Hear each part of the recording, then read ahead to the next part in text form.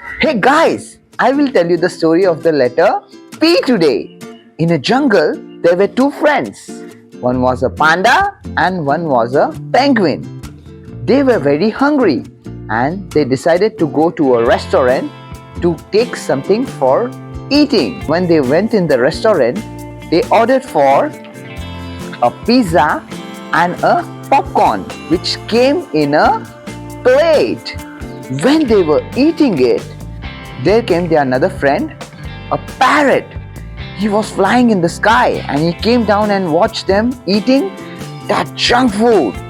He told them, "Hey guys, pizza and the popcorn is junk food. Please don't eat that."